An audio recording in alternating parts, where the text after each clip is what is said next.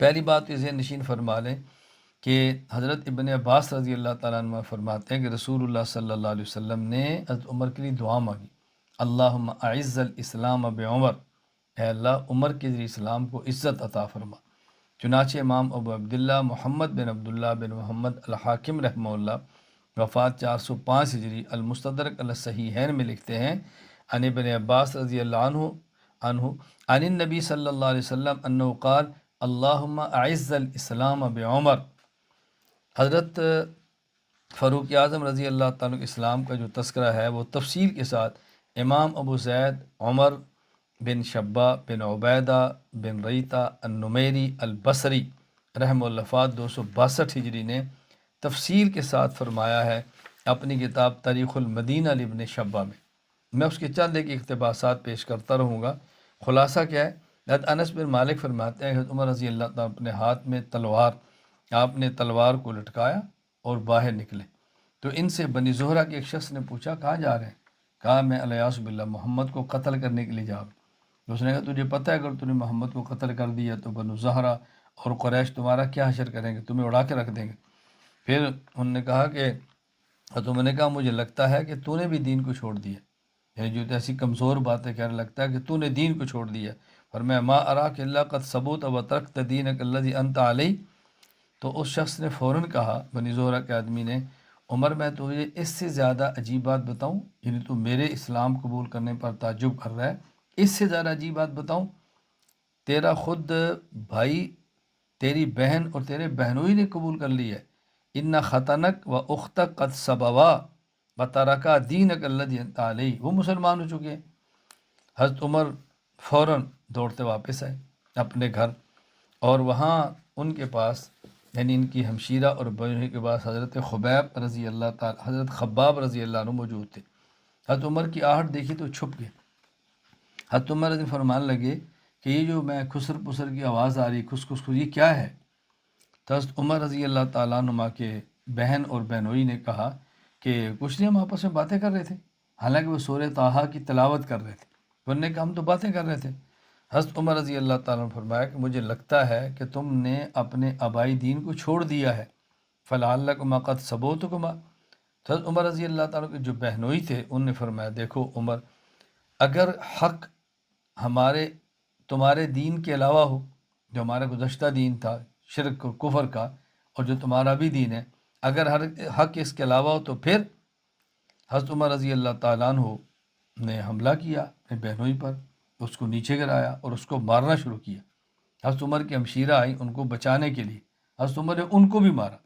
حضرت عمر رضی اللہ تعالیٰ عنہ جب ان کو بھی مارا تو وہ بھی غصے ہوئی، تو انہوں نے پھر کہا یا عمر، حضرت عمر کی بہن تھی، فرمایا ان کان الحق فی غیر دینک، یاد رکھ لو اگر حق تمہارے دین کے علاوہ ہے تو میں کہتی ہوں اشہد ان لا الہ الا اللہ واشہد ان محمد الرسول اللہ، میں کلمہ پڑھ جب تم سے جو ہو سکتا ہے کر لو۔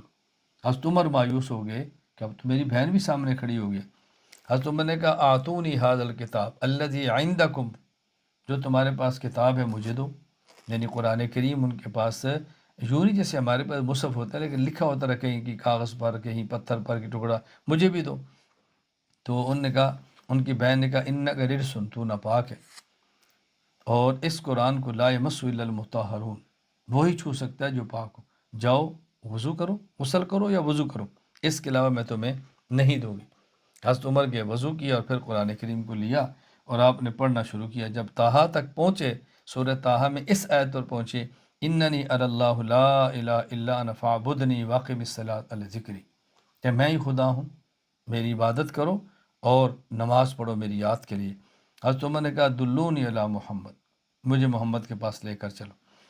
جب یہ بات حضرت خباب نے سنی تو ظاہر ہے وہ چھپے ہوئے تھے، وہ کھل کے سامنے آ گئے۔ تو حضرت خباب نے کہا ابشر یا عمر، یا عمر تمہیں مبارک ہو، فإنی ارجو ان تکون دعوت رسول اللہ صلی اللہ علیہ وسلم لک لیلۃ الخمیس، حضرت عمر مبارک ہو، تم حضور کی دعا ہو، جمعرات کو اللہ کے نبی نے تمہارے لیے دعا مانگی تھی، اللہم اعز الاسلام بعمر بن الخطاب او بعمر بن حشاب، اے اللہ عمر بن خطاب یا عمر بن حشاب جو ابو جہل تھا، ان میں سے کسی ایک کے ذریعے اللہ تو اسلام کو غالب فرما دے۔ اللہ نے تیرے حق میں دعا قبول کر لی۔ رسول اکرم صلی اللہ علیہ وسلم جو صفا پہاڑ میں دار ارقم تھا جہاں پر رہتے تھے، چھپ کے تھے، تو حضرت عمر کو وہاں لے کر خباب چلے گئے۔ جب وہاں پہنچے تو دروازے پر پہرا تھا، حضرت حمزہ تھے، حضرت طلحہ تھے، اور صحابہ بھی تھے۔ تو جب ان لوگوں نے حضرت عمر کو دیکھا تو بعض صحابہ گھبرا گئے کہ عمر زیادتی نہ کریں۔ حضرت حمزہ فرمانے لگے گھبراؤ مت، فَإِن يُرِدِ اللَّهُ بِعُمَرَ خَيْرًا يُسْلِمْ، اگر عمر بھلائی کے ارادے سے، اللہ نے اس بھلائی کا ارادہ کر لیا تو آج کلمہ پڑھ لے گا، وَيَتَّبِعِ النبی صلی اللہ علیہ وسلم، اور نبی پاک صلی اللہ علیہ وسلم کی اتباع کرے گا۔ وَإِن يُرِدْ غَيْرَ ذَلِكَ يَكُنْ قَتْلُهُ عَلَيْنَا هَيِّنًا، اور اگر اللہ نے اس کی ہدایت کا فیصلہ نہیں کیا اور عمر نے کوئی گڑبڑ کی تو میں گردن اڑا دوں گا، اور میرے لیے ان کو قتل کرنا کوئی مشکل نہیں ہے۔ نبی کریم صلی اللہ علیہ وسلم وہاں موجود تھے، اور اللہ اکبر، وہی آپ کے اوپر آئی کہ نبی پاس جب حضرت عمر ان کے پاس پہنچے تو فرمایا انہوں نے، اما انت منتہیا، یا عمر تو کب باز آئے گا؟ حتیٰ ینزل اللہ بک من الخزی والنکال ما انزل بالولید بن المغیرہ، جب تک تجھے خلاف ولید بن مغیرہ کی طرح ذلیل رسوا نہیں کرتا تو اس سے پہلے باز نہیں آئے گا۔ اللہ اکبر۔ پھر حضور نے کہا اللہم ھذا عمر بن الخطاب، اے اللہ عمر بن خطاب آ گیا ہے، اللہم اعز الدین بعمر الخطاب، فقال عمر اشہد انک رسول اللہ، میں گواہی دیتا ہوں آپ اللہ کے رسول ہیں۔ آپ نے پھر کلمہ پڑھا اور کہا یا رسول اللہ باہر نکلیں، باہر نکل کے نماز پڑھیں۔ یہاں دیکھیں ایک جو بات سمجھنے کی وہ یہ کہ قرآن کریم کو وہ شخص ہاتھ نہیں لگا سکتا جو ناپاک ہو، جس کا وضو نہ ہو۔